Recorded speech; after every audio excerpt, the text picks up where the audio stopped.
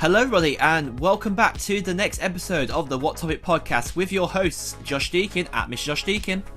And your co-host, Owen Burkett at Owen.Burkett. And yes, we are back. The two of us are back here recording another brand new episode for you guys. Sorry for the 2-week gap between episodes. And we've actually got some other things to clear up before we get into the meat and potatoes of a lot of the stuff we want to talk about today. So today's going to be a bit more of a sort of... there's no sort of main focus of the episode today. It's gonna be kind of like a few different things, catching up with some stuff, and yeah, essentially just kind of like being back here in front of you guys after you guys had the Zack Snyder Justice League review, obviously from Owen and his siblings, which was a very good episode. A lot of people enjoyed that, I imagine, and say I'm sure you've had people like listening and say they enjoyed the episode. Perfect stuff. Yeah, it was just fun to do, and it just felt like. Like I said, we used to have cinema trips each month, just the siblings, and obviously we can't do that at the moment because obviously for obvious reasons. So we thought we'll wait for a particular title to come out, and then we'll just do a review about it. So we thought, oh yeah, Zack Snyder's Justice League is coming out, so we'll wait. So we'll wait for that, and then we finally found a day to do it, and then trying to avoid, well, I'd say avoid spoilers, even though it's practically the same storyline. Oh yeah, we're living to the last one. A century of spoilers. Let's be honest. But no, it was just good fun. So I'm not sure what will be for this month, but it might be Godzilla versus Kong, but we'll just see what comes up. So yeah, looking forward to that. Yeah, definitely. I'll say a lot of things have been changing in the last month. I'll say in the last 2 weeks alone, we've had our latest restrictions change. So the 29th of March allowed people to finally come together in groups of 6. Or 2 households. Or 2 households can come together, yeah. So that's pretty good. I'd say I have still seen people who are not in the right amount of numbers of groups, and I'm not too sure if they're household. So right, yeah. I mean, it's not. I say it's not really my place. I'm not really going to go and like bark down their faces about the laws and stuff like that. I'll let the police do that. I mean, the police. Let's be honest, the police are doing an absolutely swimming job to this last month. But we'll push our opinions about that a bit further on to the episode because I think there's a lot to talk about. I think we could definitely be very passionate about that. But yeah, I'd say we're gonna obviously jump into just talking about vaccinations, and say, Owen, you have just become you've been it for a bit now, but you've finally done some shifts now at your vaccination work. Yeah, no, so I'm funny with the NHS professionals. So I've been doing so I did a shift about last week, and I did like a full 4 times amount of work. Working as a vaccinator. While I say I'm as a vaccinator, I did a lot of the admin work, but I am seeing it firsthand, like what's going on, and seeing the list of people that are getting it's mostly people that are getting their second doses of the vaccine. I've mostly been working at the Southampton General Hospital, and I normally work in the area where they're giving the Pfizer vaccine, and if I work in the clinic in Southampton, which is not too far away from there, then they give the AstraZeneca vaccine. So it's been interesting just to kind of work like as a receptionist, and then the admin work, and then obviously I did one day actually administrating vaccines to people, and yeah, I just the people, the staff are so friendly. They obviously realize that I'm not a registered health professional, but they say that I've been catching up really easily. It's actually not that hard work, and it's like they're so relaxed, and so it's pretty much like kind of the best job that I could probably have right now at this current moment, because obviously I can pick and choose the shifts that I want. Okay, that's good. So if my acting stuff or creative stuff comes up, then I can work around that, rather than like last time when I worked in retail, they pretty much said, you either work with us or you don't, or I hate whatever. that constant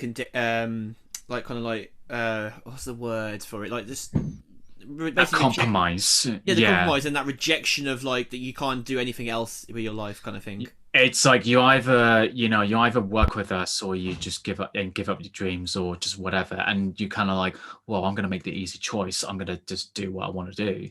So Exactly, exactly. You shouldn't feel like you have. It's not like it's one or the other. You should have a choice, really. And like obviously that means that you're getting paid for some flexible work, which is good.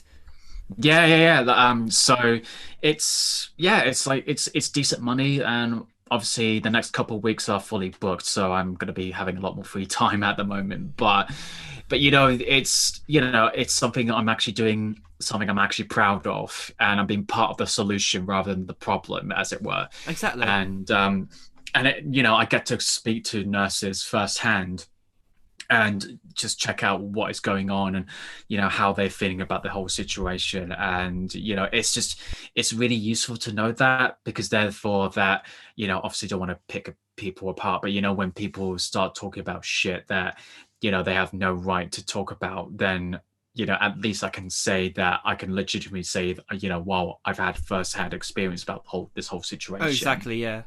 So, yeah, no, and there's also trying to inform people that even though I had the side effects of for my first dose of the vaccine, it was unpleasant. Let's just put it that way. But the benefits are going to be the same.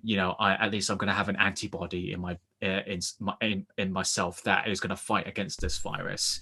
And obviously And we're remembering as well that like for the most part the vaccine is really important for people who are very vulnerable to COVID, like yes, whether they're the older generation, someone who's got got like underlying asthma health or conditions underlying or health conditions essentially. And even people obviously we're working within the NHS, it gives them a bit more protection as well working in the role, so that helps. yeah, no, definitely. And I also want to preface this that this isn't a cure. Nobody has been No, saying this is a cure. Like, I mean, I don't know where the people have it's been no getting that magical bullet, from, let's be honest. but that's the whole point of the vaccine. That's why I'm trying to encourage people and then make those people who are hesitant on taking the vaccine that it's not going to do anything Oh, that exactly. that's going to be harmful. I mean, of course, we can't, lie to people saying, each person is going to react differently to the vaccine. So unfortunately, you may have sort of side effects that is going to be horrible, but it's just It it's is just what what it it is. is. It is what it is. And so nobody's trying to lie about that. No. There hasn't been deaths with the vaccine. Of course there is, but the statistics between people getting suffering and dying from COVID is a lot compared to And the then people also, for the vaccine. if you want to roll in something else with obviously with the blood clot stuff going on in Europe, um, it's almost like they've forgotten the fact that there is something that's very readily available to women anywhere in the world, which is the pill that can potentially even make you have a heart attack. Let alone Yeah, even the blood clots. That is like the least of the scale on that. Like you could get a stroke at one end, or you could have a serious blood clot problem on the other end. yeah. Like Yeah, no, can't make it up. the other thing I normally I say to people, it's like when you go have something operated, whether just like appendix or just anything that you need to get operated on, because it's they'll say long term it's going to be more harmful to you than you may think right now. It's not part. Um, It's not part of your growth no more. It needs no, removing, essentially. it Yeah. is removing, and there's still a risk that you may or may not, get out of that operation room alive. But you say to yourself, "Well, that's a risk I'm willing to take," and And it's not just a risk for women. That isn't. That's a male and a female risk as well. well, Both see, male and it's just, females have it's just, appendixes. it's anybody. It doesn't have, obviously it doesn't have to be appendixes, but it just be like, you're more than willing to go to get something operated on in an operation room, Oh yeah. despite the fact there is a slight chance of you not making it. So what's the difference between taking the vaccine, where the side effects is very minimal? Mm. So, It's like um, most people will happily take the flu jab, but COVID jab makes no difference to them.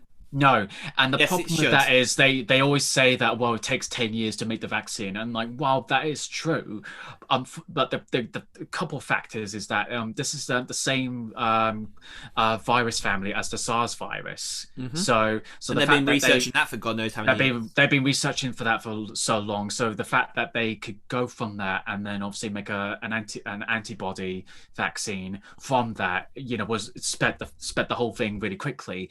And also that, they've been pouring so much money into this whole thing because obviously we can't wait 10 years No. to do this because more and more people will suffer and die The from one this thing that I vaccine. think doesn't help is that they kept on saying to us that a vaccine wouldn't be available for a while, and now the vaccine is available. I think that's the only thing that the people who are the anti-vaxxers and the conspiracy theorists would say. Well, that doesn't make sense. They said this earlier on, but now they said this then. Well, I hate to break it to you, kiddies and adults out there, but vaccines don't have a date attached to them the minute that someone says they're not going to be out this time, because that they could be wrong. Research can prove us wrong. Like, you only have to take a look at how long ago was the moon landing.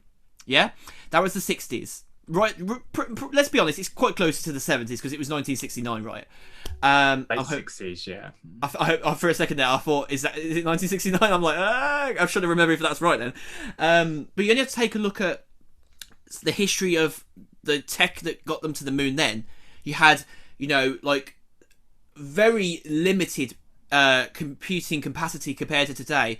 You had, I mean, to be fair, you had Hasselblad's amazing camera that they took to space, and like cameras are now like so far forward because of that as well. But then you look at a smartphone, or even an Apple Watch for that matter. My Apple Watch has more computing power than the team at NASA did when they went to the moon.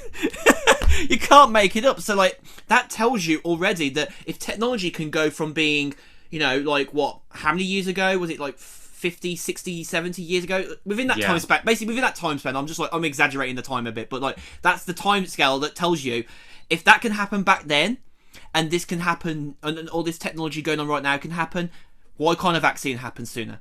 Simple as that. But and also it just kind of makes you want to go like, do you want to wait for 10 years for this thing to happen? Like, do you want 10 years of lockdowns, restrictions, God knows what? So no, like, this And is just look at AIDS as well. AIDS has had a long running battle for years, but they finally had some success with their latest vaccines. yeah, and they also had a vaccine with the HIV virus as well. Yeah. So there are improvements. It just takes time, and I And don't. sometimes that time is shortened because of previous variants of certain viruses, such as COVID with SARS. Because remember, COVID-19 is just one strain out of, well, technically it's got multiple strains. Sorry, it's one element or one part of the bigger chain, the bigger family of CoV. Obviously, being SARS. Because SARS is known as SARS-CoV, I believe, right? Yeah, SARS-CoV. In the sort of like the scientific name.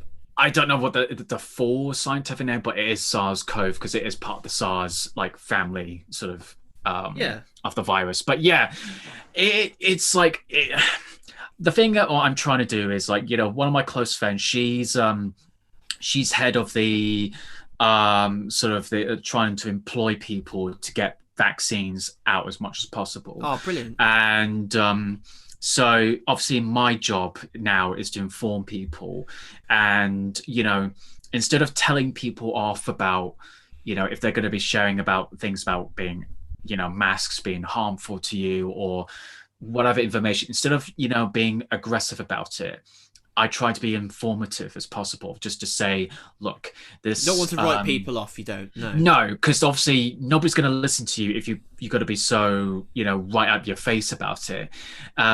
So the best way you have to do it is to say, like, look, this is being proved. This is a misconception that this is a common misconception that people are saying that masks are harmful. Yes, we should ideally.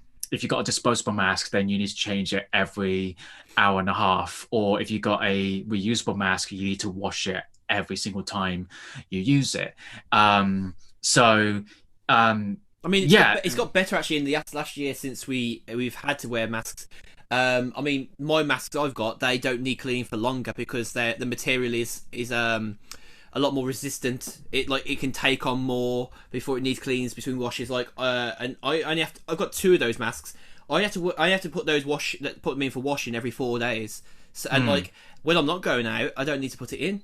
And like once I've done like, you know, my normal 3 to 4 days sometimes at work in the week, I'll get chucked in the wash, get the next one out, done. Most of the time, they'll have cycled round. They'll have been. One of them will be clean. One of them will be dirty. One will go in to get clean. One will be out. Hey presto. Yeah, and it's just like I've talked to nurses about this whole mask situation, and even my mum, who's been a nurse, so she's now a screening nurse for the MOD. Like, she does say that, you know, ideally you do need to change your mask an hour and a half or wash your mask every so often, but masks do not deplete your oxygen levels. They like, obviously, again, you know, they are not harmful to you. No. Unless you do it properly, like I've said earlier. Literally, the only thing that I can think of that's like even a little bit trivial and funny is that like sometimes the more surgical medical side of the masks that you get, they sometimes have little bits of thread at the top of the mask that can make your nose really itch. And for me, I've got a sensitive nose. Like, I don't have hay fever, but I have the sensitive side of having those side effects essentially. So like air conditioning sets me off, like little bits of twiggling to my nose. So like the mask going woo, like that up my nose, and I'm essentially going no, please. And I'm literally like grabbing my pack of tissues like instantly. Like every time I've done the lateral, that's something actually it's been on and off since we've last recorded. And actually, while you did the last episode as well, that week before, I've been doing lateral flow testing for my workplace I work at. I work at a college, for context. But yeah, those masks have kept on rubbing me the wrong way up in my nose, for want of a better word. But and then the other misconception is I hear about is that, you know, they think like this whole restrictions and, you know, whatever government, it's like a government control sort of thing. And I'm just like, this isn't a tyranny. This isn't it's like, it's just looking after people, and especially the NHS, so they're not overwhelmed with people. And the results are there. Like, the hospitals are now starting to free up again. Yeah, it doesn't seem that busy because I can, like I said, I've got friends who are nurses, and when it started, it was just manic. It was absolutely crazy. So the reason why the lockdowns are there for a reason. Obviously, we're trying to ease up the lockdown restrictions. I mean, they're not literally the bullet of the solution. Essentially, they're not the saving grace completely, but they do have their place in the grand scheme of things. And obviously, Chris Whitty has made it quite clear recently that they won't be calling for another lockdown in the country again. I mean, famous last words, obviously, as many people like to say, 4-3-2 Tory rebound. You know, the Tories like to do a rebound. Actually, speaking of things, the recording that we're on today, actually, if you've seen the date, it's actually 4-3-2-1 right now. So, well, the 4th of the 3rd, 21. So it's 4-3-2-1. Woo! Yeah. Well, I was going to say that if you go by the American days, they go so it'll be 3-4-2-1. So 4-3-2-1. Yeah, if it was yesterday, then it would have been 4-3-2-1. But how we do it is a bit different. But speaking of which, if we go by next year, I mean, we're going off sidetrack a little bit. For a bit. But next year, if you do the 2nd of February, 2022, then. It'll be 2-2-2-2-2. Yeah, first time in how many years? Big mad. I don't know, but I mean, the last time we had something like that was like, you know, the 6th of June. Was it 2006 or 2006? Yeah, 2006. It was like 666. So, and 2002 was probably was 2202.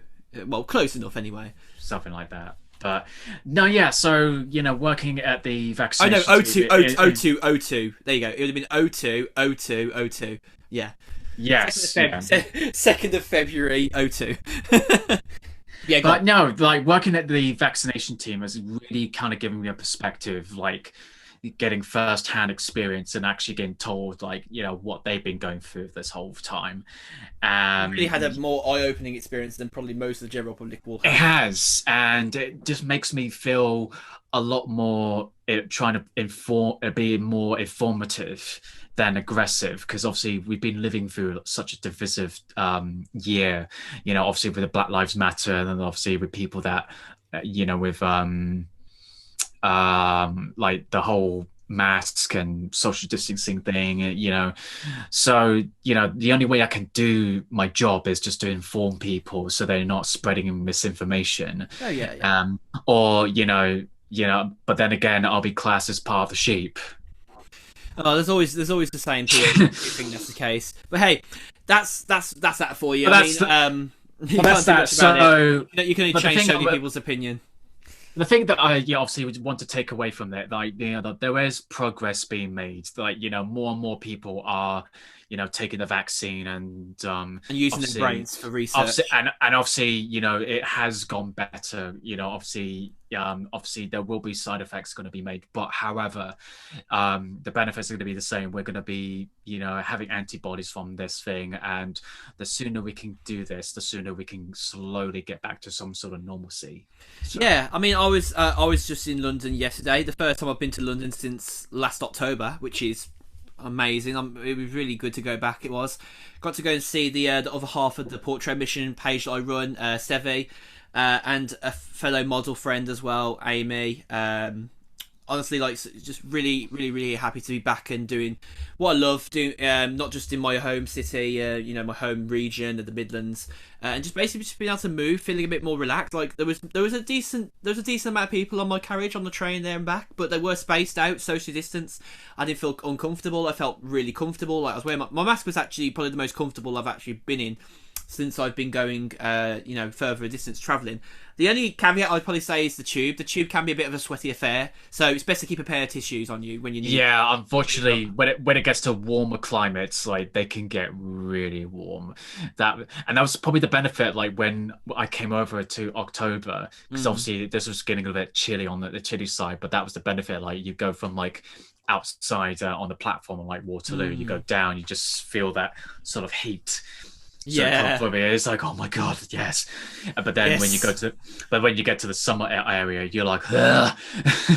you just be like, am I delving into hell right now? Like, what's going on? It's weird because like there's a lot of people out enjoying the weather today, but I don't particularly think it's a warm day still.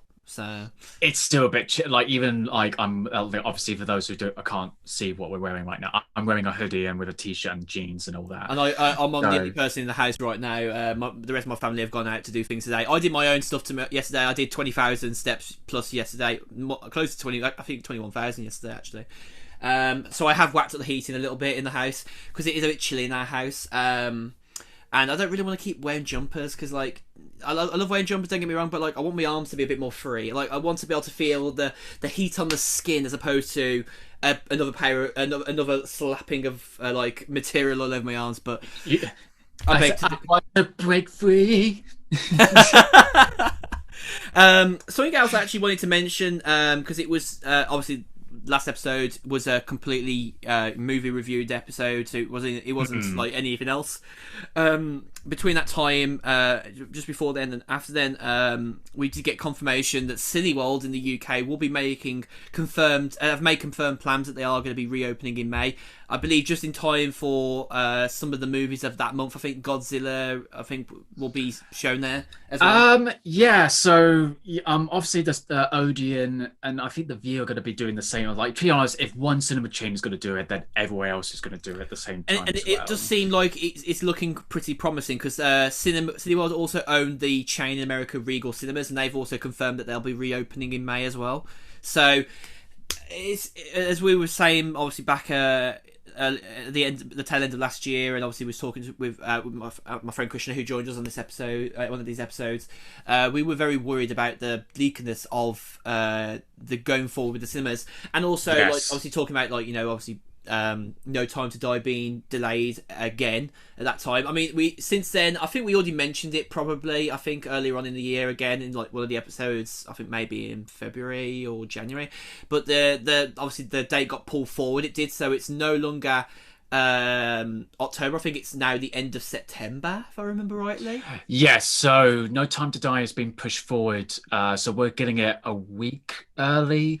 I mean, So the end of there is September. potential that they might move it forward again. We don't know yet. Like I think that they've obviously moved it forward because they know that like numbers are looking a lot more respectful in this country now. So like they feel a bit more confident. I think in hindsight, honestly, the delays with No Time to Die, it's like, in my view, like, because obviously we saw what They happened were with playing it very Tenet. safe. Yeah, well, what happened with Tenet is that, obviously it did relatively well considering the situation, but it still wasn't good enough It's probably why for. Disney have decided with Black Widow to do a £20 premiere release on Disney Plus They later kind of they watch as well, but then obviously in the cinemas.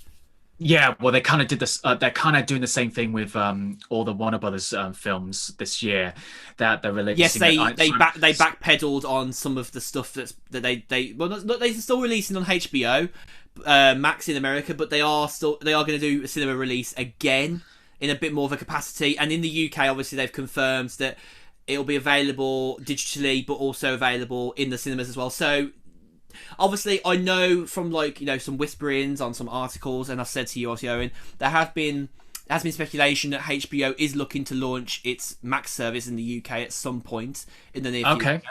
So and honestly, I think go for it. Like, I mean, they're probably paying a lot of money to have they're getting a lot of money from Sky, obviously, to get the deal to have it with Sky. But like, why would you pay another company when you could do it yourself? So like, there's always going to be that possibility. It's always going to be like that, and obviously they've got Paramount Plus over there as well.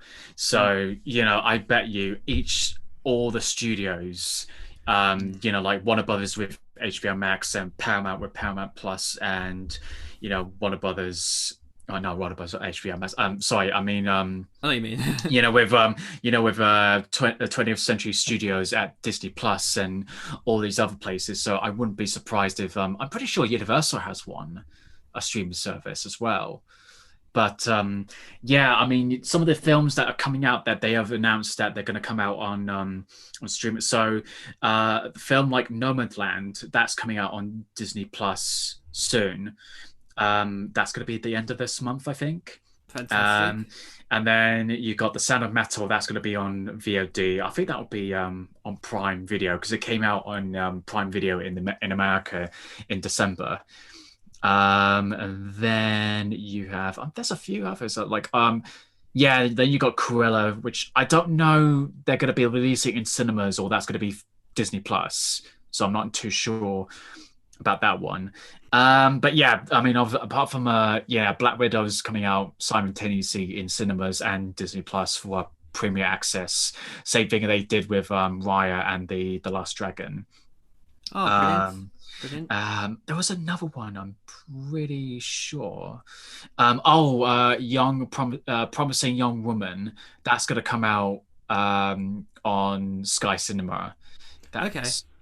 I think that's most of the ones that are coming out. But then you've got the other ones like The Suicide Squad.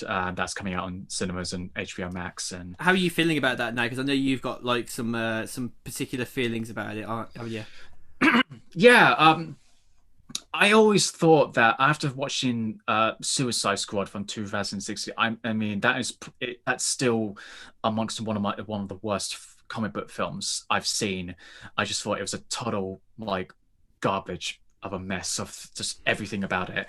So the fact that I heard about James Gunn was going to make a Suicide Squad film, I was so excited because it just fits to what he can do. It's just within his style. Like I always thought that, if he could do that same with the Guardians of the Galaxy, then the other property that he could do with DC is the Suicide Squad, and he's doing that now. And finally, watching the trailer for it, I think it looks fantastic. I'm so down for it, and I'm so down for Sylvester Stallone doing the voice of King Shark. It just looks so good. It just looks so much better than the David Ayer piece of trash that was released. I know there's a few fans out there. I think even you're one of them that liked that Suicide Squad. But I didn't hate it, but I didn't like. I wasn't like, whoa, this is like so amazing. Like, I found it fun to watch. Don't get me wrong, but like, I wouldn't say it was like the best DC film I've seen. no, and especially with Zack Snyder's Justice League, that's also helped with subscriptions on HBO Max. Although it's been reported that half and half in the US and UK, some viewers have started watching the film, but they haven't finished it just because. So a little bit funny. Well, it's just funny. Well, the thing is, it's like it's a 4-hour film.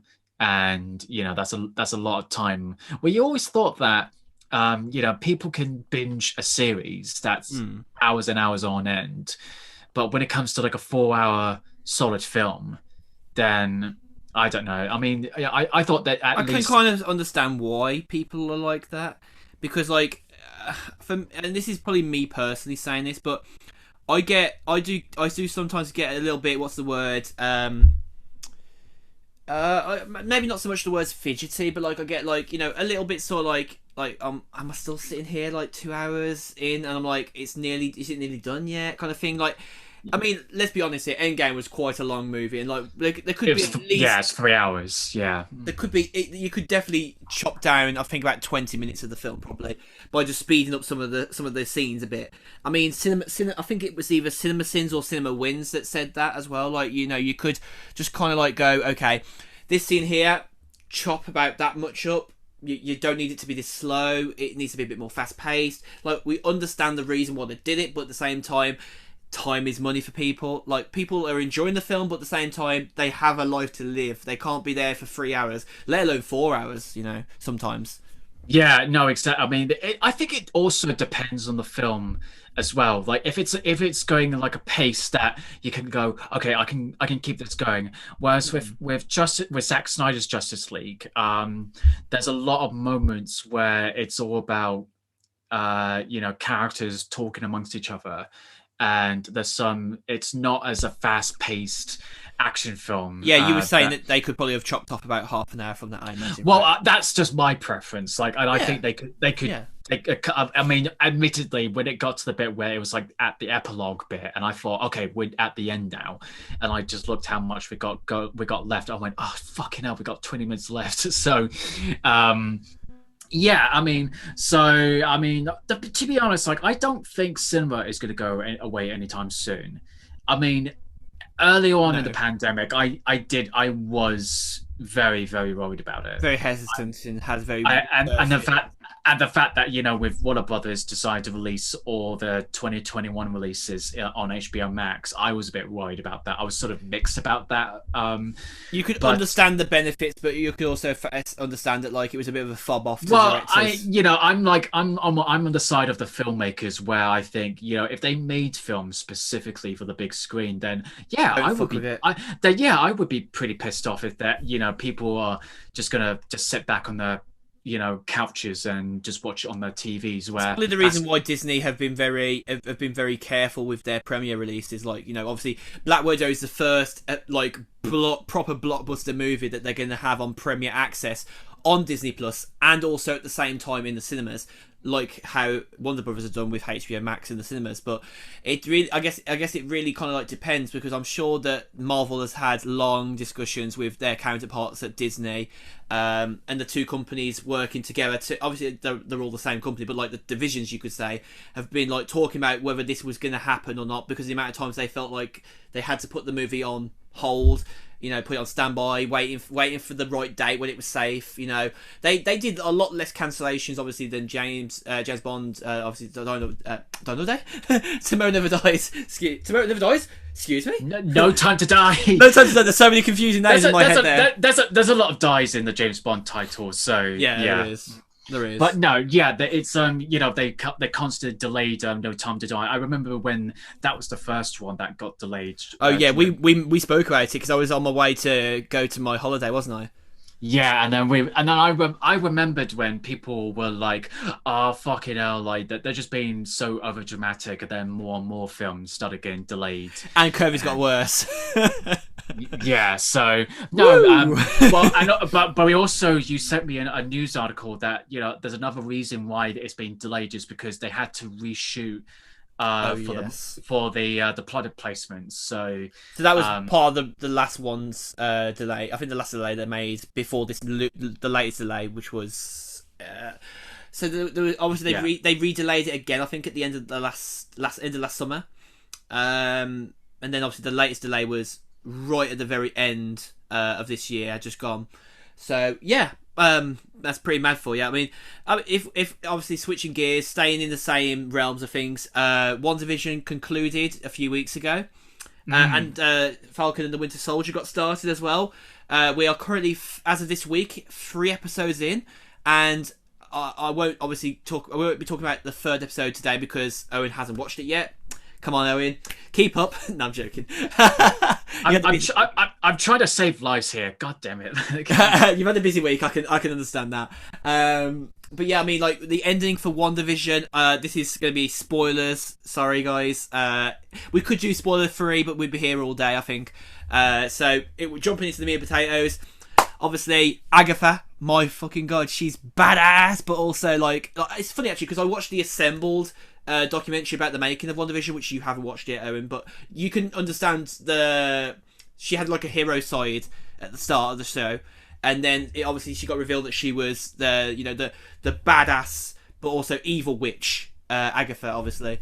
Well, the funny thing was everyone was sort of predicting like if Agatha, because in the comics she was the one who taught Scarlet Witch the how to use her powers and all that. But obviously the Marvel Cinematic Universe have sort of retained that these characters in the universes, but they changed it to kind of match what is going on with their storylines. So, but yeah, I think Catherine Hahn has done a phenomenal job, as Agatha. I think she absolutely killed it. I think she just probably had an absolute riot playing her, and yeah, it's like when it actually happened, I was just going along with the whole ride. Like I was on it like since the first episode with the whole style of like the 1950s and 60s and 70s and onwards. And the whole series was solid. Like it's so good. And obviously this is leading up to what's going to happen in Doctor Strange and the man and it sure is, yeah. and the madness of the multiverse. Honestly, like I've obviously with a bit of hindsight of the documentary on the making of WandaVision, and I know they'll be doing one for the Winter Soldier probably like 2 or 3 weeks after it finishes, or I think just in time for, because I think it came out on the 21st. They'll probably release it before the release of Loki. I think if they do it the way they do it, I'm sure the Loki one is a Friday release as well. I think they're all going to be Fridays because the Mandalorian was also a Friday release. So I imagine what they'll do is what they did with the making of WandaVision documentary. As part of the Assemble series, they'll release Loki on the Friday, and then they'll release the documentary for Falcon and the Winter Soldier on the Sunday, like they did with the WandaVision one, because obviously it was March 19th that the series started for Falcon and Winter Soldier, and then 2 days later was the 21st, and obviously that came out then. I haven't. It's funny how I've left it so long to watch it. I know it's only been like 2 or 3 weeks since Falcon Winter Soldier. Well, it's actually been 3 weeks now as of this week since the Falcon Winter Soldier side. But I mean, the ending for WandaVision, some people were very divided by the ending on the fact that like Doctor Strange weren't in it, but like there was no connotation that he was going to be there at all. Like, even it's funny because Benedict Cumberbatch actually made an apology to people saying, "I'm sorry I weren't in it," and I'm just like, you didn't need to do that. You have no obligation to make an apology to fans who like it's utterly ridiculous that I wasn't expecting anything. Like if he showed up, no, cool, the expectations for the show were very high in many scenes, and let's be honest here, when you watch the documentary, you'll even know how much of the things that were going on in the show, because you'll see that they did probably the most harness work out of any major Marvel project in a while. Obviously, because Endgame was obviously the last Avengers movie that was released, and obviously they used a lot of harnesses in that film, obviously. But that was like what, 3-4 years ago now. So like, other than that, like, this is a TV show, and like, I mean, I understand. What's his name? The actor who plays Vision. What's his name? Paul Bettany. Paul Bettany. He was saying, and also some of the other actors were saying, like, on the same lines, that the movies were already sort of like this episodic kind of thing anyway. So when they came into doing the TV show, like, there was like this expectation of what things were done in the way they were done for the show. Like, for one thing, no Marvel show has ever had a live studio audience.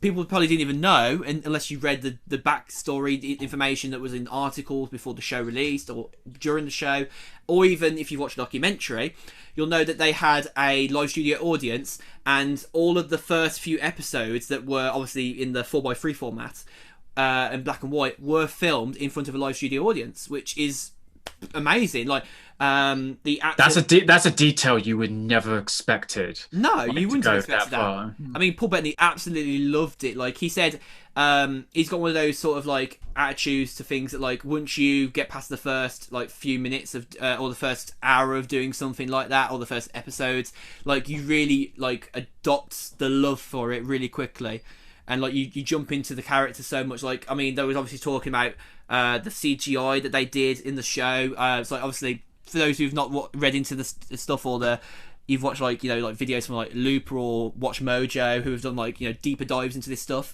you might not know that when they were doing the black and white stuff, they weren't actually doing Vision's red head look. They were doing it in blue, and obviously with the normal, you know, CGI that they were doing to like kind of add on all the extra metal plating bits around his ear up to his head, and where the Power Stone obviously is on his head.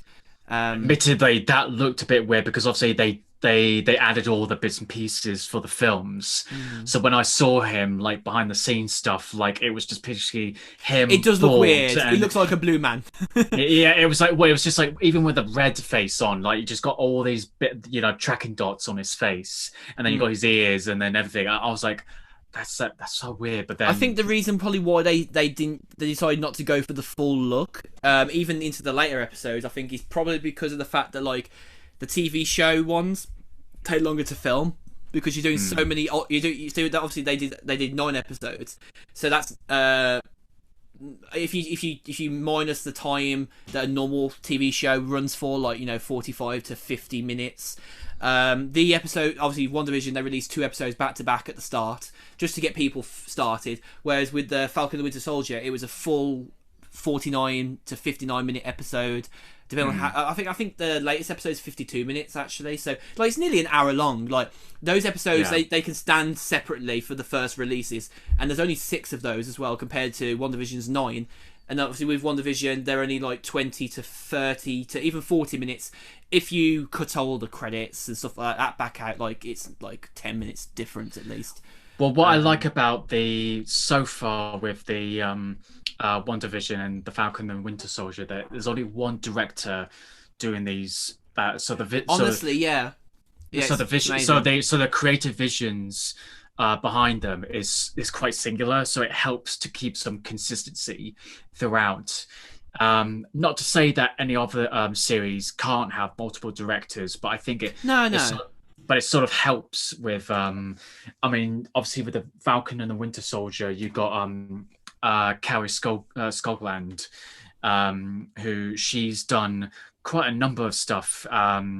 Looking through her directing credits, she's done 3 episodes of the Loudest Voice. She's done 5 episodes on the Handmaid's Tale. 1 episode of The Punisher for the Netflix series, 2 episodes on The Walking Dead, House of Cards, Penny Dreadful, Vikings, loads and loads.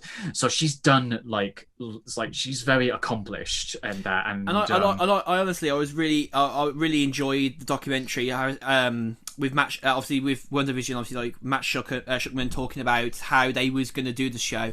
So some of the things that they were talking about in the show, and and actually, there's articles that talk about why they started in the 50s. One of the facts that you might have not, I don't think it was in the documentary about it, but I read online, and I've just recently just popped it back up again just to have a look. But the reason why they went for the 1950s first is because obviously the 1950s was very synonymous with the Dick Van Dyke Show. And then that meant that they could reserve the 1960s episode for the show that is obviously mostly suited to the show, which obviously has in that era was Bewitched, and obviously Bewitched is known as Scarlet Witch, and obviously who is known as Scarlet Witch in the show? Yeah, well, I mean, she's been that character since the comics, like when she Wanda. and and it would be interesting because obviously there's now talks of the X-Men coming into the MCU. Oh yeah, of course, because we had obviously, I forgot his name for a second. They had what's his name came back, right? Evan Peters as Quicksilver. Yeah. So obviously they had it. Obviously, it weren't actually him. It wasn't. Obviously, it was like he was like Ash issued in as like an additional part of Wanda's universe, but she didn't bring him in. She didn't wish him in.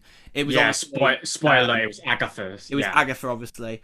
I do like that the scene though, where she's telling Wanda about how all these things have come to life and happened, and you see her like the camera pan out from him at the door to her having a little picnic with a drink on the lawn. Like that's like the actor who plays Agatha is just like she's so full of life, but her laugh, her like she's such a funny person, but then that wicked laugh she's got like personifies so much. Like she's got such a bubbly character that when she's a bad guy as well, like you're just like, oh, I'm really there with her. Like you might remember back in the day, like most people weren't big on like the bad guys in films. Like they liked the bad guy like actor maybe, but like they didn't really care too much for the bad guy character. So like maybe someone, for example, like who grew on people more was probably the guy who plays Draco Malfoy in Harry Potter. As you got to the end of the movies, like he obviously decided to side with Harry and everyone else, like the good side in the end, because like he didn't want to be anywhere associated with his dad at that point, or obviously Voldemort. But then like you look at his character development and like how he's grown as a person, the actor himself. People are like, ooh, I actually have a bit of a soft spot for the bad guy character, one of the bad guys, one of the students that Harry grew up with in Hogwarts. So like when you look at like Agatha, you just can't help but love her, even though she's, the wicked witch, like that killed off loads of other witches in that part of the. Was it the last but one? That was cool. I actually liked that little bit. Yeah, that was so cool. So like WandaVision was absolutely like I said, I've always predicted that it was going to be leading up to the Doctor Strange sequel, and I'm actually really excited for that. Like obviously that's going to be directed by Sam Raimi, who, if those of you who don't know, he was the director of the original Spider-Man trilogy. Oh wow. So and also we know Tobey Maguire and I believe also Andrew Garfield are coming back for the Spider-Man, right? That's still they're still is that still up for debate? Or no, it might be not happening, or it's still rumored. Like they haven't really rumor mill. But we do know the Dr. Octavius is coming into that. So. Well, Doctor Octavius and Electro from Spider-Man, the Amazing Spider-Man 2 is coming back. So wow. I wonder who's going to play him. Will it be? It's still going to be Jamie Foxx. Oh yes, okay, that's good. I'm happy for that. Well, I love Jamie Foxx. Like, they got all these multiverse. So honestly, it's my birthday. So but honestly, that would not surprise me if that's going to be the surprise reveal. Is like all the Spider-Man and even women like Gwen Stacy and Miles Morales shows up. That'd be interesting. That would be such a missed opportunity because obviously we had the recent PlayStation game of Spider-Man Miles Morales come out, and obviously we had the huge success of Spider-Man Into the Spider-Verse. Yeah. And there's going to be the sequel coming out. I feel really bad right now because I haven't watched Into the Spider-Verse yet. It's so neat. I think I can watch it on Netflix now. I think I remember watching it in the cinema because I heard it's the best reviewed Spider-Man film to date, and it's so good. You really need to check it out. Yeah, I think I don't know what it is. Like, to be fair, given my track record for sometimes getting into movies, I didn't watch the first Avengers movie in the cinema. I watched it a year later. So, but then again, back then I was on the cusp of becoming a bit more of a Marvel MCU fan.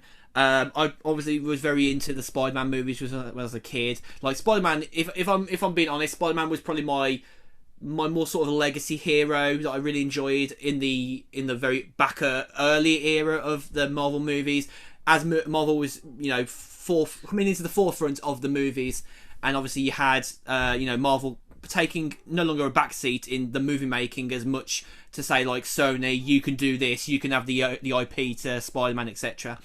And they started making the Iron Man movies, the Captain America movies. Like, I mean, first Avenger is still probably my favourite Marvel movie to date, in my opinion, because it just encompasses every cool, amazing thing about a superhero becoming to be with his story arc.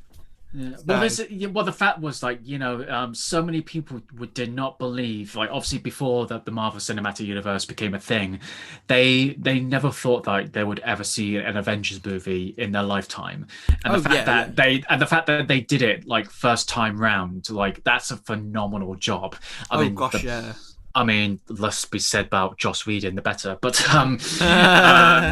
yeah, but no, like even then I can admit that the fact that the Avengers was so sort of, it had such a tight script and it was so focused on its plot that it didn't have any complex side stories or anything like that. All it did was, like, they've got a bad guy to deal with. They need to get this Avengers team together, and they fight the villain at the end, and that's it. And it was done really, really, really well. Good, yeah. So it's funny, actually, something that I want to add before we go on to talk about Falcon and Winter Soldier. Something I wanted to add on to the WandaVision stuff. Something that I completely passed on. I recently finally got around to watching Ant-Man. I know, completely bad, I know, but when you've got Disney Plus, you can start to catch up. So what? Just the first one, or no, both of them. Okay. And I did not even realise. Actually, I should probably even also preface it that I finally watched the 4 films as well. Because to be fair, I probably was a little more lax on the 4 films because, like, I preferred him in the Avengers as a comparison to like the actual like films, because I know the first 2 weren't very good, and the third one.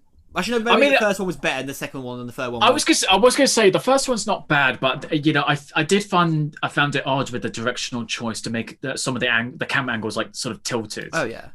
I mean, like, honestly, I love the fact that. But the third one is brilliant. Like, that's probably one of my favorite Marvel MCU entries, for sure. I think it just helps with you had Taika Waititi doing directed the film, and he's going to direct the next one as well, which I'm so excited for.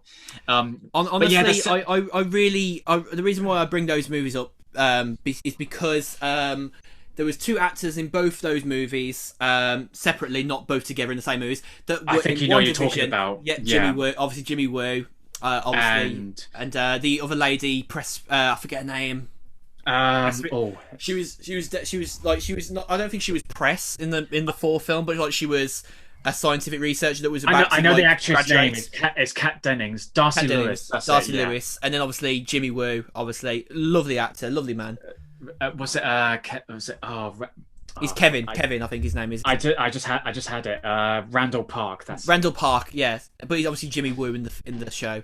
He's a fantastic actor. If you've got the chance, his charisma is fantastic, and I'm sure, if I remember rightly, he played the dictator Kim Jong Un in the movies. That's where I know him from, because he's really great at like he's like the way he says, and I'm not even kidding, when he says the line, "That's so fucked up," and I'm just like, I can't get over how funny the way he says it is, and he's like, it killed me. He was probably one of the best things in that film, but he's also, like, if you've got the chance, like, he's really good in the film with, oh god, I need to go about that. It is good though, by the way, though, that I like the scene in I can't remember if it was Ant-Man 1 or is it in Ant-Man and the Wasp.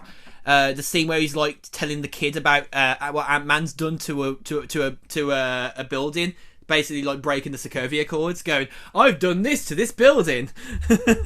Oh, so that was Ant-Man and the Wasp, because that was after Civil War. So, yes, so it's a Netflix film called "Always Be My Maybe" with Ali Wong. I don't know if you just heard that. Then I knocked my microphone over very clumsily, so I apologise for anyone's ears. We'll give you a second to. There we go. We're all sorted now. We're all Gucci. Yeah. So there's a film called "Always Be My Maybe." It's with Ali Wong and Randall Park. It's I think I've heard it's a great film. Like, it's easily on Netflix, so give it a watch if you can. But yeah, Falcon and Winter Soldier. It's solid. Like, I'm really digging it. Obviously, I haven't seen the third episode, so obviously I can't comment it fully as of yet. But I'm really interested where it's going. Obviously, with Wyatt Russell. By the way, when I looked at him, I was like, "You're Kurt Russell's and Goldie Hawn's son, aren't you?" And I looked it up, and oh yeah, it's him. And because he does have those features that looks very much like his dad. Which, funny enough, Kurt Russell was in Guardians of the Galaxy Volume 2 as Ego, was it the planet or whatever it was? I think so. Yeah, I know who you're about. Yeah. But yeah, so but interesting bit of trivia. His first ever audition as an actor was for Captain America in the first Captain America movie. Oh wow! And funny enough, he's now the new Captain America. Yeah, John Walker. so it's kind of like come full circle. Minus he's not. I do love that. I do love that sort of thing. Like just kind of like backing into WandaVision. Like in the documentary, the lady who plays Monica Rambeau. What's her name? The actor's name. I don't remember everyone's names. This is a pain. Teyonah Parris. That's it. Teyonah Parris. Yeah. No, Teyonah Parris. Teyonah. She was saying in the documentary, she was like, "I really hope that I'm going to be playing Monica Rambeau, because the last time we saw Monica Rambeau was in Captain Marvel." Yes. Yeah. It was. As a little kid. Yeah. As a little kid. So it's like the story arcs like are going nicely. Like, to be fair, she's got the older adult look of the kid, so that's perfect. Like, they've cast her well. Yeah. I'm excited to see where she goes. I'm excited with those glowing eyes. Yeah, well, they kind of led up to the fact that one of the projects is was it the Secret Wars or something along those lines? I think so. That rings a bell. But she's obviously she's talked to one of the Skrulls at the end, and then yes, and it's kind of hinting that she's going to go up to where Nick Fury is in one of the because Nick Fury's still in space, as you were saying to me. Yeah, because he was at the end of post-credit scene in Spider-Man Far From Home. That's right. Which also we can kind of like go into Falcon and the Winter Soldier and say there's been no credit scenes in the credits as of the moment, which is a very different thing compared to WandaVision, because there was quite a few of them. And there was two of them in the last episode. Yeah, well, the WandaVision started doing them later in the series. They didn't do it initially. Oh, they didn't do it immediately. Sorry, yeah, you're right. No, my bad. But I mean, unfortunately, so speaking about the character of John Walker, which is played by Wyatt Russell, he's unfortunately been receiving death threats from fans. Really? Yeah. Okay, that's very uncalled for. That is. The thing is, like. There's no way I can side with people doing stuff like that. That's disgusting. No, that's uncalled for. No, it's uncalled for. But good on the actor. Like he is. Oh, he's been deflecting it. He's kind of relishing the reaction. Like I love because that. because he's kind of like he understands like this is a character like we all will feel a bit of an attachment to Steve Rogers because we've been following him since 2011. Are people like I don't want to sound like I'm being really rude here when I say this, but like are people thick? Like if you really don't believe that the character is in the right position, read the comics, read the lore. They tell you that this was going to happen. So whether you like it or not, sit your ass down and watch the show and be quiet. And even then, like, you can disagree about something, but don't. You can disagree, but you don't have to go and give them a death threat. Like, this is not your baby. This is Marvel's baby. Let them be. Well, exactly, and it doesn't. It just makes you sound like sort of entitled and spoiled a little Oh yeah, bit. it makes you seem such a white, like a crybaby with like their And dummy. this is where I didn't understand. I mean, obviously going slightly back. Well, I mean, it's sort of tied together, but going back to with the whole Zack Snyder's Justice League Mm. thing with DC. When Batman v Superman came out, it was absolutely panned by critics, and even audiences weren't too fond of the whole thing, and they Mm. were like asking DC and Warner Brothers to get rid of Zack Snyder, and and If only that actually happened, that'd have and been a very different thing, wouldn't it? well, there was apparently reports that if Zack Snyder's daughter didn't commit suicide, like Warner Bros would have actually were thinking of actually firing So him they'd have shot at themselves some in point. shot themselves in the foot then, I Yeah, reckon. well, Yeah. now that the fans got their wish and they got the Zack Snyder cut of Justice League, they're Mm. now pushing the hashtag of saying restore the Snyderverse. So it's kind of like, wait, so you wanted him out initially, but then you saw the 2017 Justice League, so you wanted the Snyder cut, Yeah. and now you got the Snyder cut. You want DC and Warner Brothers to kind of scrap from what they already planned and bring back Snyder to bring back.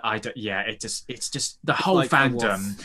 and it's just, and then obviously now going back to what's happening now with the whole Riot Russell situation, it's just like, can you just keep watching, what it is like, but they're not. He's not taking over as Steve Rogers as Captain No, no, America. no. Because we already know from like the comics and like the lore that obviously like he doesn't become Captain America for very long. He does take a different turn. No, he Not to eventually spoil does things become. for future episodes that haven't even released, No, ladies and no, gentlemen, but that's the but lore that's happening. But that's, I mean, because there have been times where we always thought like, oh, they're probably going to go for this area because in the comics this and this happens, but then Oh there yeah, have been times where, they have but what's they it have deviated. moved They have on. deviated from It's that. normal. So you kind of go, oh shit, like because originally, well, at the time when I thought, oh, this is the Mandarin in Iron Man 3, Oh but it turned out yeah. to be like an actor or whatever it was, and then it was like this is the Mandarin, but they now saying that's not the Mandarin. The real Mandarin is going to be coming up in Shang-Chi and the Legend of the Ten Rings, which that's coming out this year, and Yes, I'm we've got actually so much content this year to look forward to, haven't I'm actually looking forward to that because we?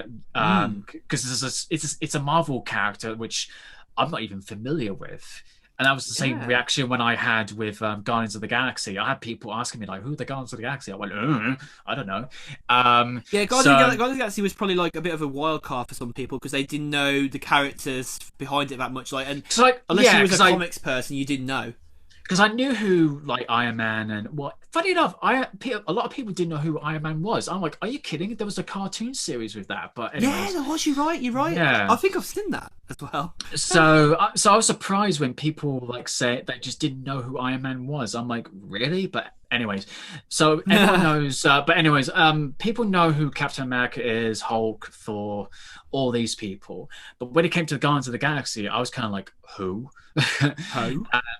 And yeah, so with Shang-Chi, I've heard a bit, but obviously he's fighting against the Mandarin, which I know who the Mandarin is, so that'll be interesting. And Yes. obviously we got the Eternals, which is going to be interesting. That's going to be later on this year, and that's directed by Chloe Zhao, who's getting a lot of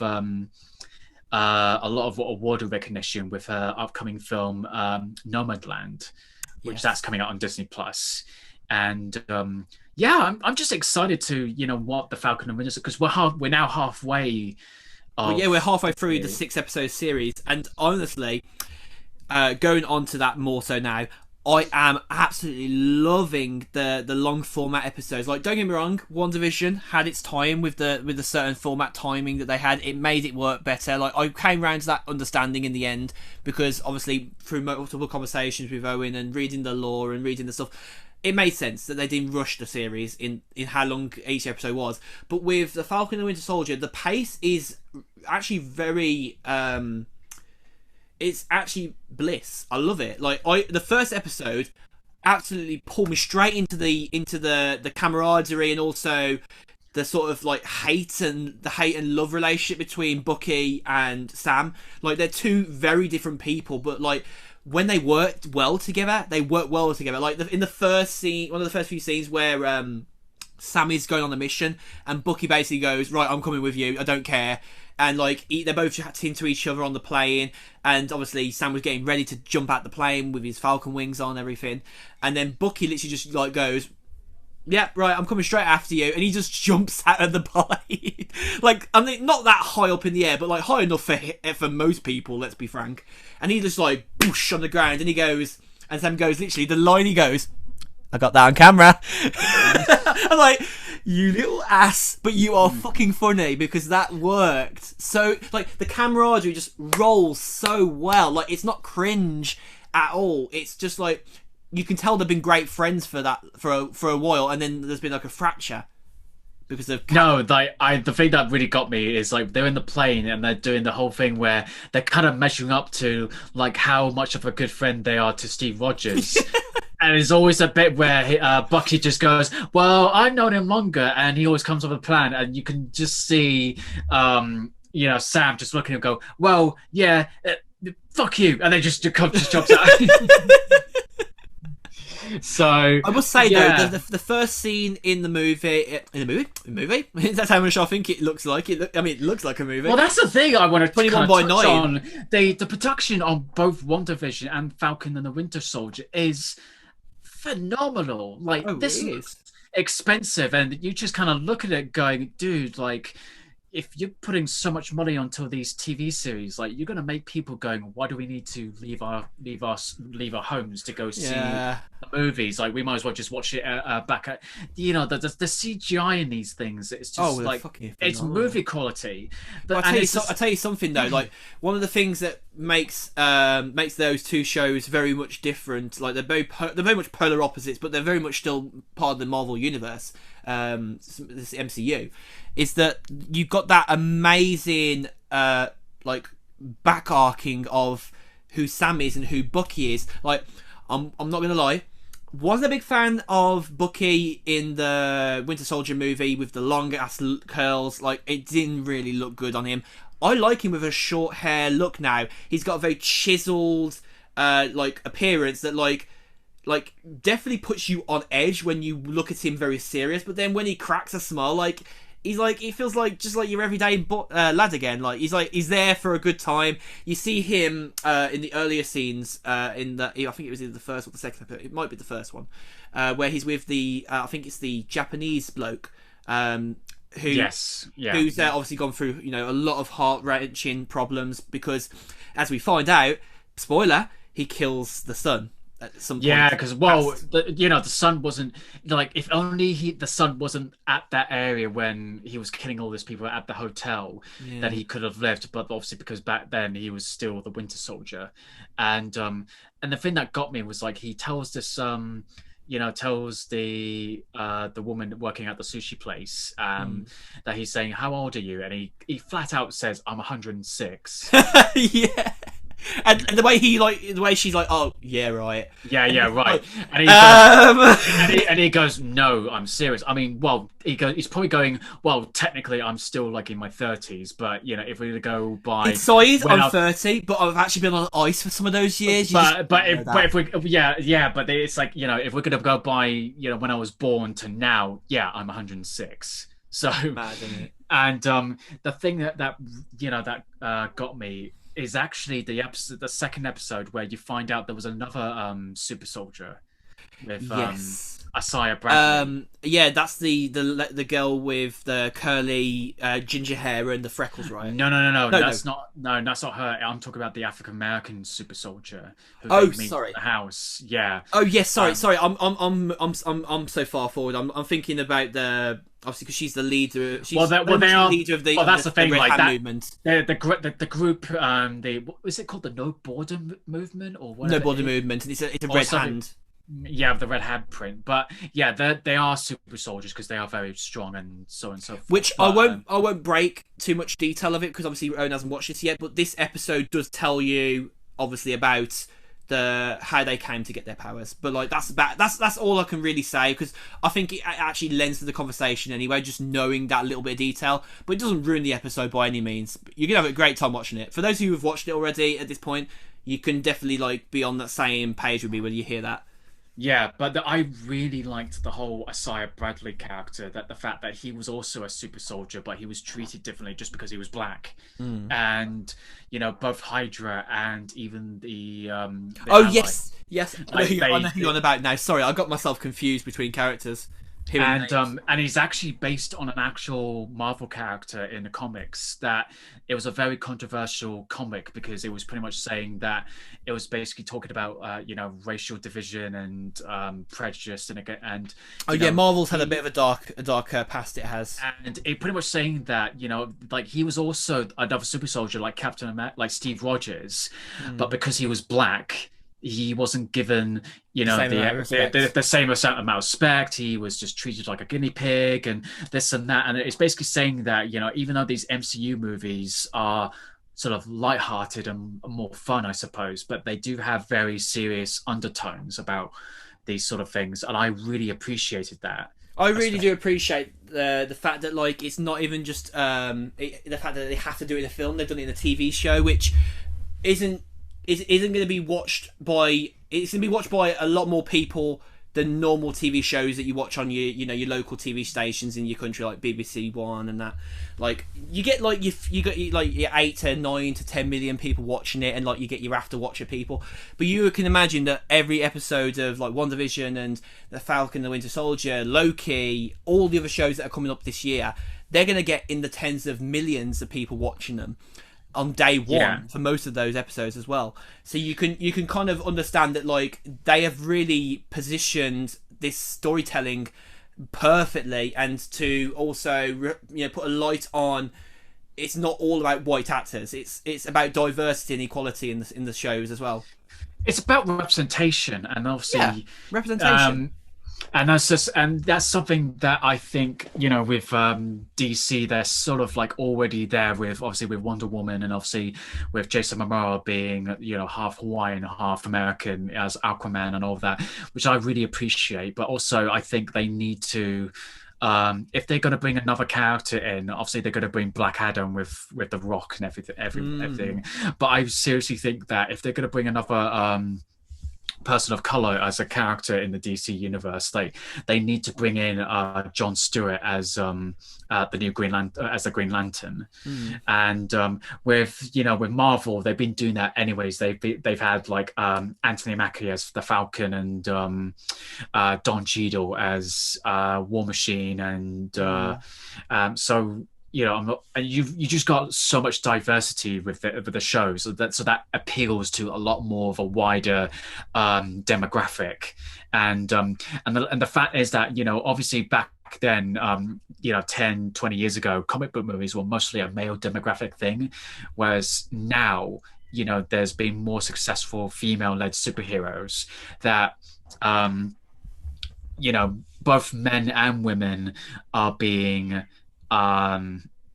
being given a bit of a shine of light into the whole, that there's no, you don't have to be white and male to be a superhero. You can be anything you want, and so there's going to be more inclusivity in terms of representation. I mean, I think even there's going to be they've announced that Valkyrie is going to be one of the first few gay superheroes in the MCU. Oh wow, that's fantastic. So if they do it well, then by all means, then go for it. So I'm just enjoying what they're doing with this series and just the whole universe, like not just the series but the films as well.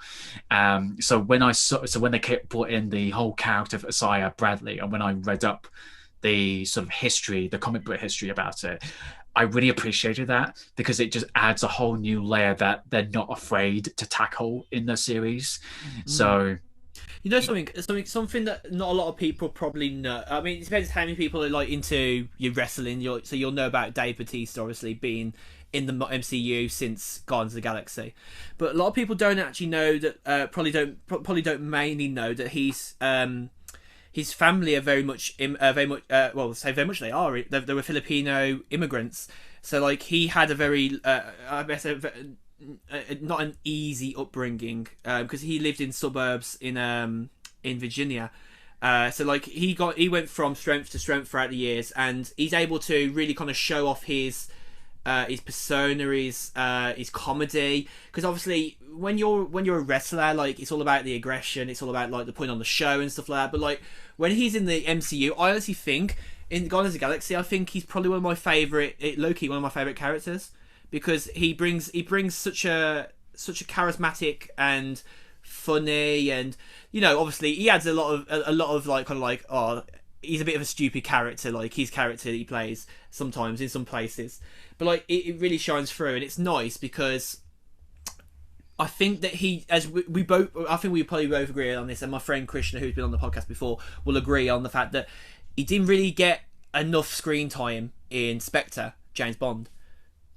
No, no, he didn't.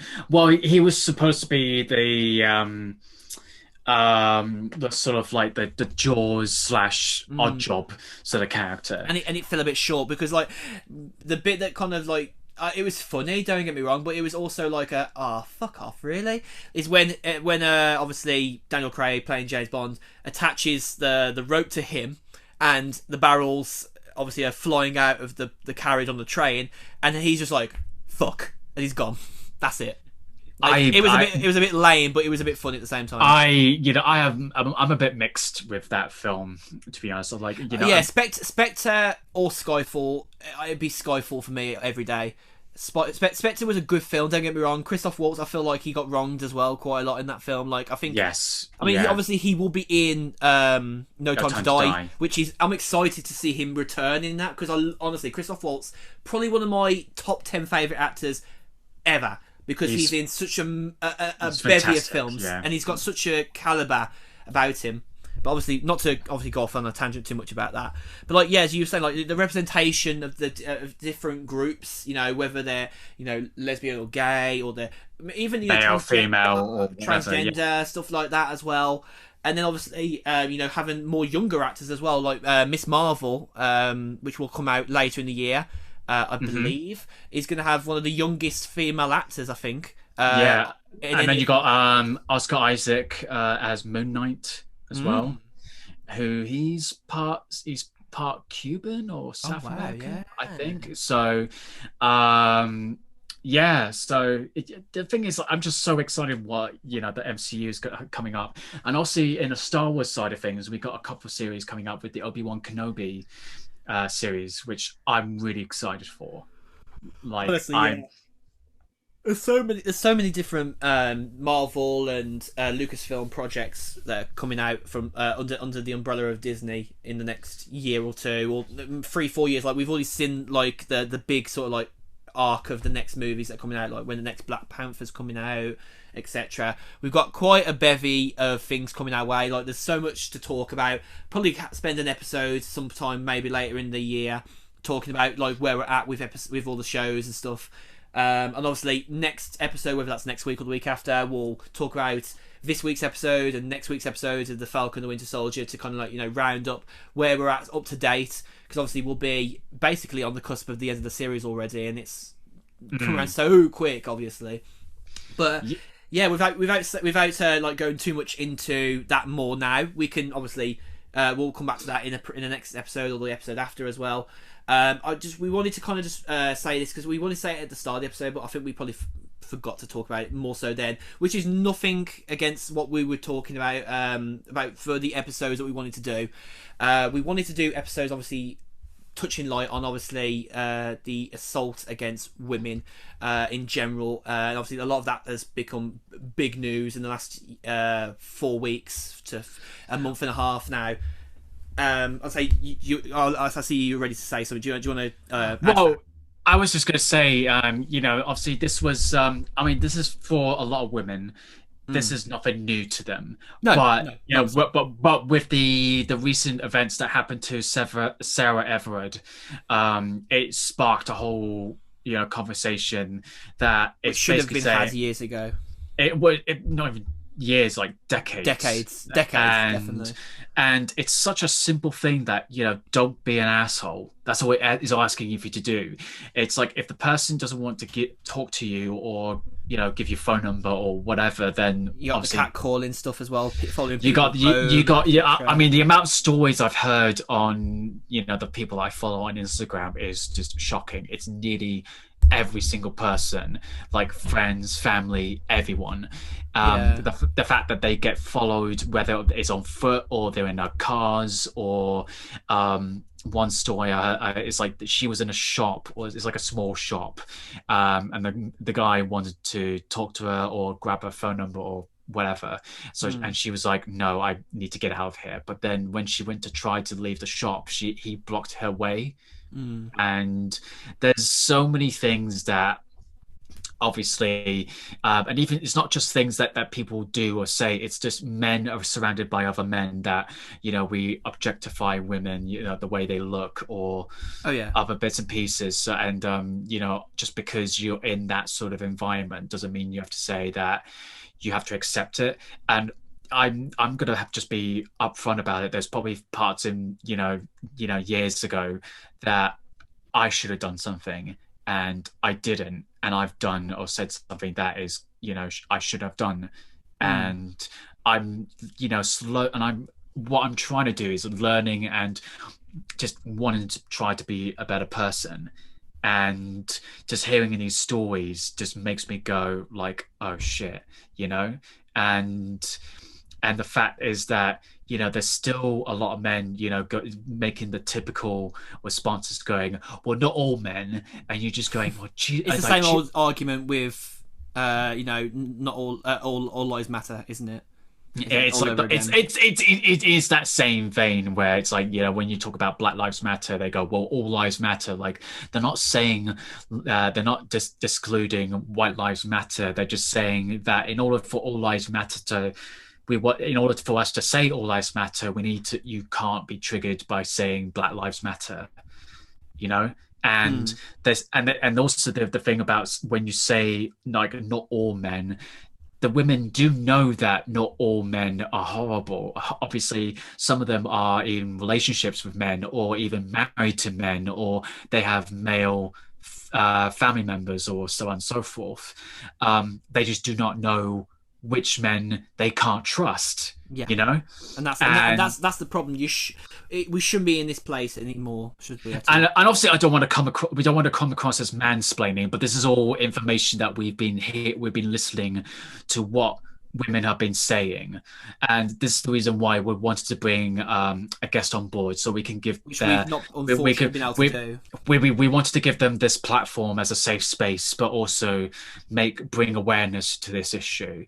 But obviously, for various reasons that we've been unable to get them, which is obviously not their fault or anyone's fault for that matter. We still do have interest from some people that do want to come on at some point soon. Oh, absolutely. Yeah, to postpone for now, for their own reasons, but we don't want to say that we're going to do those episodes and not say on the podcast, like, no, we don't want to just continue like nothing's happened. Like, we've made it clear on Instagram that we wanted to talk about it, and obviously, unfortunately, the last episode had to happen sooner rather than now, or a few more into the next few weeks, because it was something that we'd already planned to do already, to do the Zack Snyder review.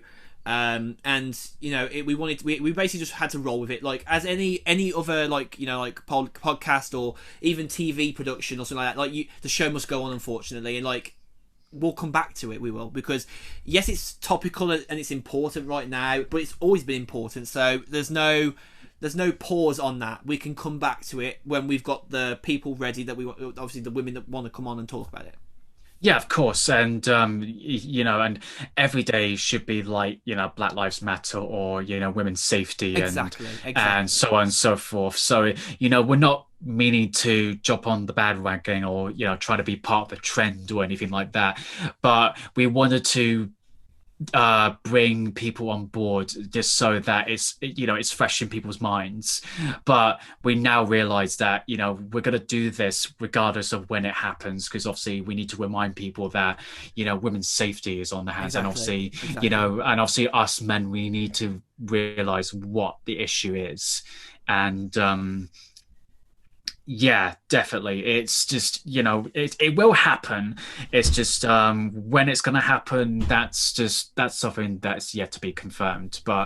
Um no, it's definitely something, on the cards.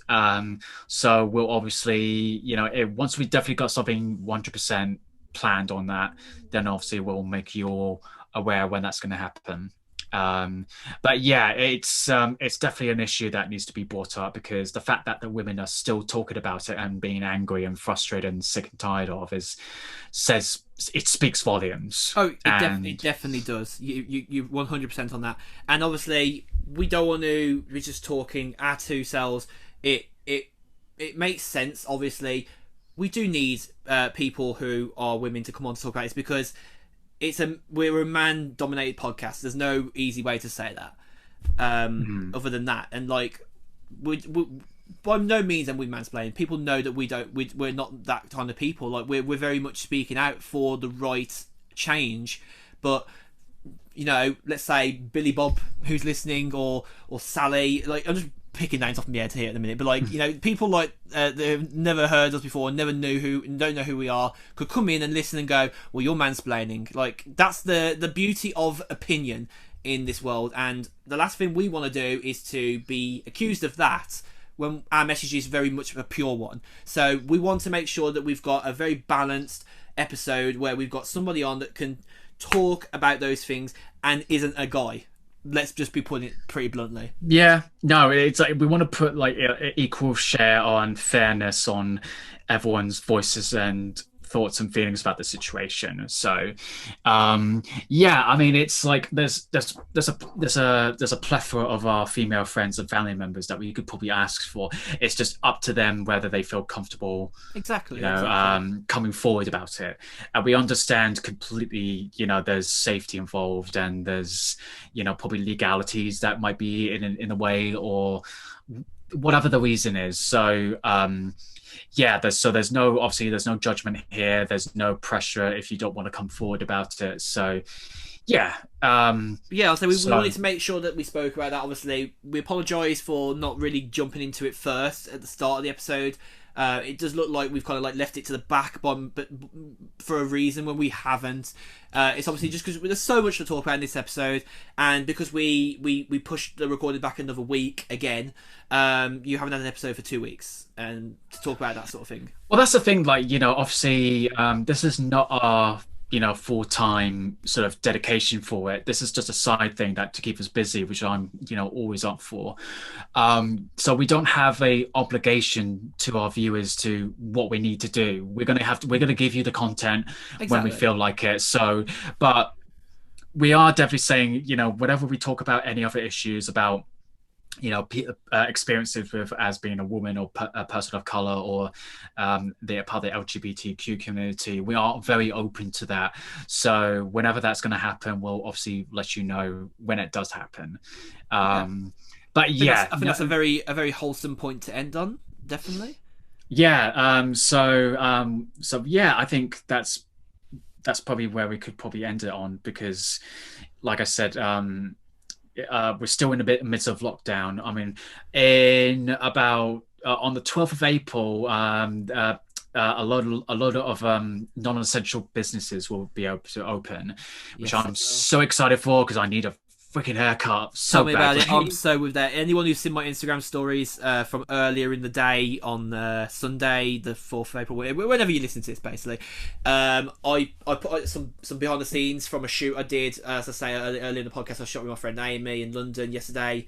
It was, I mean, you can see in the back of the story, my hair is literally like I was speaking to some of my friends online on some Friday night. Like just got together with some friends late evening, like nothing better to do before I go to bed. Oh, okay, let's stay up for an extra hour. And the friends literally was like, yeah, you could literally bunch up your hair. Like, I know another friend who can literally like put it into plaits, and I'm like, yeah, I'm getting close to that. It's scary. My hair has gone ridiculous, and I've been growing it since early October, and it used to be a undercut, so it used to be like a skin fade, and now it's gone so long. And Yeah, so I mean, obviously, I got rid of the beer because obviously, once I'd done that Netflix series, I was like, "Yeah, it's coming off." So, that was it. But then I didn't want anyone or myself to touch my hair because I just don't trust people, honestly. Like, so I'd rather get it. So I'd rather get it done professionally, and so I'm waiting for the time where I can actually. I might keep it the length as it is, but it just needs to be refined or maintained, I suppose. Exactly. But yeah, so I mean, so there's still not a lot of things that we can do. But we're getting there. We're getting there slowly, but sure. Yeah, we're getting there. We'll probably we'll be able to meet up fairly soon at some point, but that's probably not until probably May. Is that when we can meet indoors? Or Indoors, yes, I think that's right. Yeah. I think you can do. Obviously, restaurants are reopening on the 12th, and other places that you can go to shop in. You can only do outdoor seating though, obviously on the 12th. So yeah, and there's an update that Boris Johnson has made that they're going to test on using COVID passports as well. Even though they said they weren't going to do that. They were going to do that because they all figured. Remember that thing about Tory backpedaling?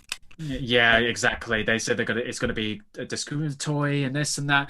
To be honest, I'm not fussed about it. If we need to show places that we've been vaccinated or tested or whatever, it's just honestly, it doesn't really bother me at all. But obviously make up your opinion as you will.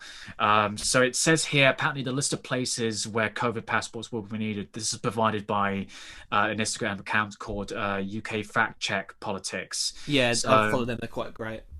So this is the areas where this is needed. So it's major sports stadiums, nightclubs, festivals, theaters, concert venues, and cinemas. And this is where not needed for pubs, restaurants, non-essential shops, buses, trains, and hotels. Problem is that if June 21st, they're allowing people to go back to nightclubs and stuff. Basically, the only people who are going to be able to go to nightclubs are old adult people.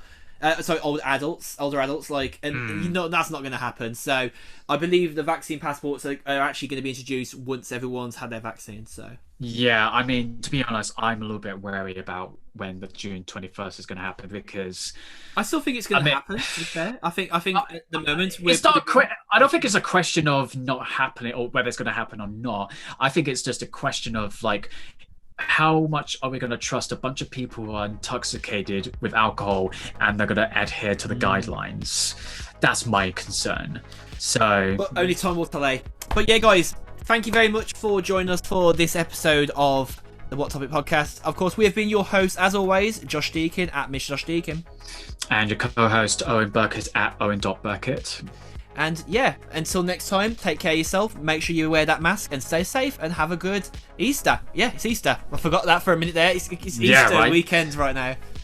Just eat as much chocolate eggs as you want. So that's it. I've already done that, so there's your invite from me. But yeah, take care, guys, and we'll see you soon. Bye. See you then.